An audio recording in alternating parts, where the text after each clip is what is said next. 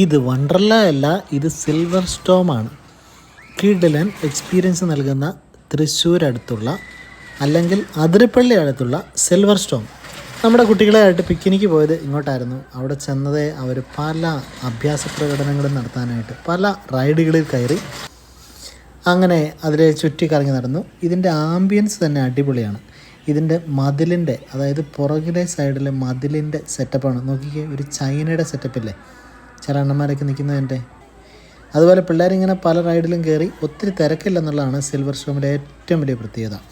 നമ്മൾ വണ്ടർലായിലും ഒക്കെ പോയി കഴിഞ്ഞാൽ നല്ല തിരക്കായിരിക്കും. പക്ഷേ സിൽവർ സ്റ്റോമിൽ പിള്ളേർക്ക് യഥേഷ്ടം കളിച്ച് നടക്കാനുള്ള ഇഷ്ടമുള്ള സൗകര്യമുണ്ട്.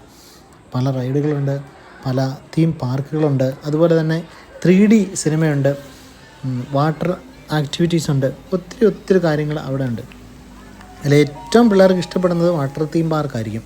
പക്ഷേ ആദ്യമേ പോയി വാട്ടർ തീം പാർക്കിൽ കയറി കഴിഞ്ഞാൽ മറ്റ് റൈഡുകൾ കയറാൻ പറ്റില്ലെന്ന് നമുക്കറിയാം. അതുകൊണ്ട് ഇങ്ങനെയുള്ള ഹൊറർ വില്ലേജുകളിലും ഹൊറർ സെൻറ്ററുകളിലും ഒക്കെ ആദ്യം പോയി കയറണം. നോക്കിക്കേ, കിടക്കാൻ ഐറ്റമല്ലേ.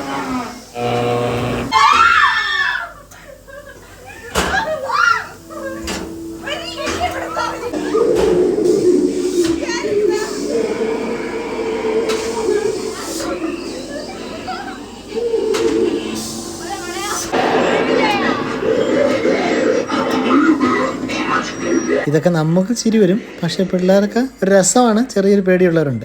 അതുപോലെ ഗ്ലാസിൻ്റെ മാജിക്ക്, മിറർ മാജിക്ക്, അതൊക്കെ അടിപൊളിയാണ്. അതിലൂടെയൊക്കെ കയറി അവസാനം നമ്മളിങ്ങനെ പുറത്തേക്ക് ഇറങ്ങും.